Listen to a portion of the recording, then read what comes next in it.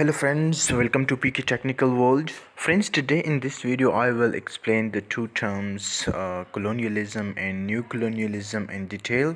तो दोस्तों आज की इस वीडियो में मैं colonialism और new colonialism को एक्सप्लेन करूँगा। तो चलो दोस्तों शुरू करते हैं आज की ये वीडियो। सबसे पहले आते हैं colonialism की तरफ कि colonialism किसे कहते हैं।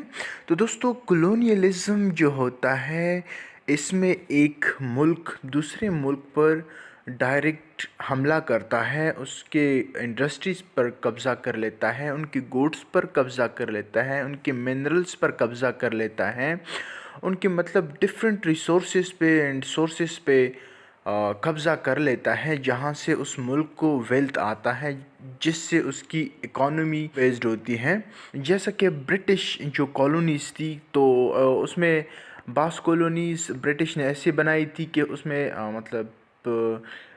किसी ट्रेड के नाम से गए थे, और बाज़ ऐसी बनाई कि उस पर डायरेक्ट हमला करके उसकी गुड्स जो थी, उसकी जो प्रोडक्ट्स थी, उसकी जितनी भी मतलब इंडस्ट्रीज़ थी वो अपने कब्ज़े में लिए, और उससे जो फ़ायदा होता था वो डायरेक्ट ब्रिटिश बरतानिया ही चला जाता था। जैसा कि जो ब्रिटिश थे, ईस्ट इंडिया कंपनी जब हिंदुस्तान में आ गई तो वो ट्रेड की अर्थ से आए थे, ठीक है, तिजारत की अर्थ से आए थे। लेकिन जब उन्होंने देखा यहाँ पे कि इसमें तो बहुत ज़्यादा वेल्थ है, ये हिंदुस्तान जो है ये तो सोने की चिड़िया है। दोस्तों आप लोगों ने सुना होगा जब एक अंग्रेज़ आया था, कोई जर्नल था कि कोई ईस्ट इंडिया कंपनी का सुपरवाइज़र था, जब वो यहाँ पे आया तो उसने कहा कि हिंदुस्तान जो है ये सोने की चिड़िया है, ठीक है। इस चिड़िया को फिर इन लोगों ने अच्छी तरह से लूटा। आपकी जो सोना था, चांदी थी, हीरे थे, ठीक है, वो लेके गए। आप लोगों को बताता जाऊं कि हिंदुस्तान से वो लोग अंग्रेज़ जो थे वो ट्रेन भर भर के सोना लेके जाते थे, जो कि कोहिनूर का सोना था, जिसकी मिसाल पूरी दुनिया में नहीं मिलती। जिस तरह का दूसरा कोई भी हीरा नहीं है दुनिया में, वो भी हिंदुस्तान से अंग्रेज़ लोग ले गए हैं इंग्लैंड, ठीक है।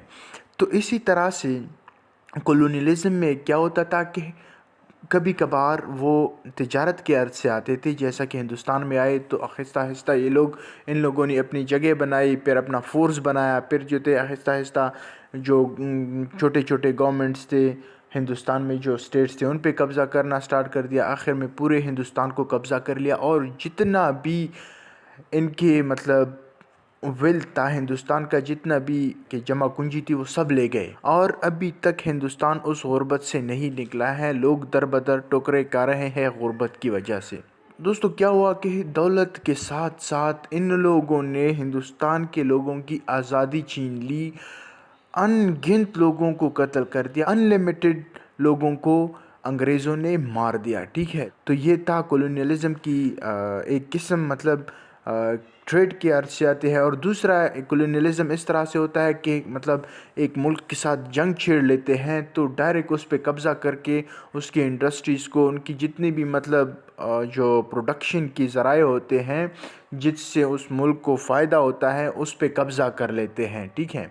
जिस तरह से वर्ल्ड वार सेकेंड में जब मतलब इन लोगों ने कब्ज़ा कर लिया डिफरेंट कंट्रीज़ पे, तो उनकी जितने भी मतलब रिसोर्सेज थे वो इन लोगों ने हड़प लिए।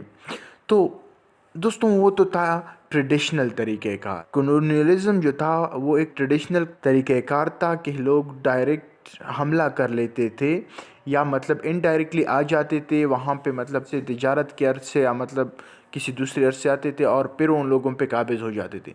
लेकिन दोस्तों अब जो मॉडर्न तरीका है, न्यू कॉलोनियलिज्म है, उसमें क्या होता है कि वो अपने मुल्क में आराम से बैठे हुए होते हैं, लेकिन आप लोगों के मुल्क को कंट्रोल कर लेते हैं, आप लोगों के मुल्क की इकोनॉमी को कंट्रोल कर लेते हैं, आप लोगों की जो मुल्क की पॉलिटिक्स है, पॉलिटिकल सिस्टम है, उसको कंट्रोल कर लेते हैं। तो आप लोगों को पता होगा कि रिसेंटली पाकिस्तान में जो रिजीम चेंज कर दी गई, इमरान खान की हुकूमत को गिरा दिया गया अमेरिका ने, ठीक है। तो ये कंट्रोल जो है बाहर से होता है। हमारी जो इकोनॉमी है पाकिस्तान की, या जितनी भी थर्ड वर्ल्ड कंट्रीज़ हैं, उनकी इकोनॉमी जो है वो अमेरिका कंट्रोल कर रही है, या और जितनी भी कैपिटलिस्ट कंट्रीज़ हैं, ठीक है।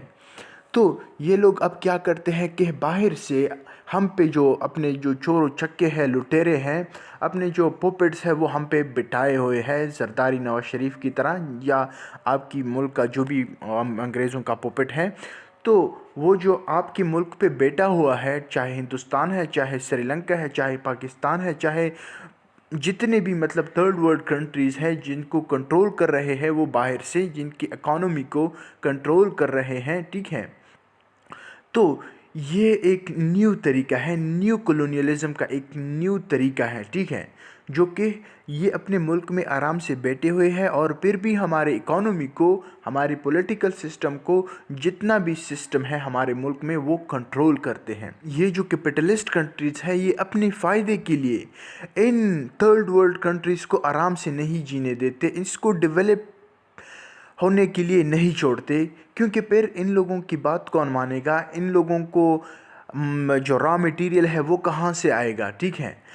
अब ये जो लोग प्रोडक्ट बना रहे हैं, हथियार बना रहे हैं, अमेरिका या दूसरी जो ममालिक हैं, ये जो प्रोडक्ट सेल करते हैं, तो इसके लिए इस अमेरिका ने या दूसरी जो कंट्रीज़ हैं उन्होंने जो थर्ड वर्ल्ड कंट्रीज़ हैं उनके दरमियान जंग लगाई हुई है, ठीक है। किसी को आराम से नहीं जीने देता, पाकिस्तान को हिंदुस्तान से लड़वाता है, या अफ़गानिस्तान को पाकिस्तान से लड़वाता है। इसी तरह से जितने भी आप गरीब मुल्क ममालिक देखें, ठीक है, चाहे अफ्रीकन कंट्रीज़ है, चाहे मतलब नेटिव अमेरिकन है, उन सब को इन लोगों ने बर्बाद करके रख दिया है अपनी फ़ायदे के लिए।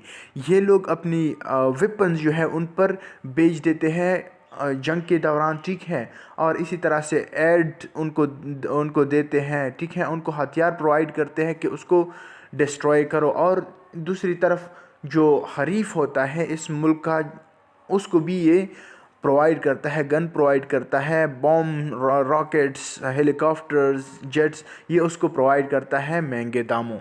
तो दोस्तों इसी तरह से ये लोग हम पर कंट्रोल हासिल कर चुके हैं, ये हमारा यूज़ कर रहे हैं, ठीक है। तो दोस्तों उम्मीद है आप लोगों को समझ आ गई होगी कॉलोनियलिज़म की और न्यू कॉलोनियलिज़म की। दोस्तों अगर फिर भी आप लोगों को कोई प्रॉब्लम है तो आप लोग कमेंट बॉक्स में मेंशन करें, अगर ना हो तो आप लोग मुझसे व्हाट्सएप पर भी रब्ता कर सकते हैं। Thank you very much.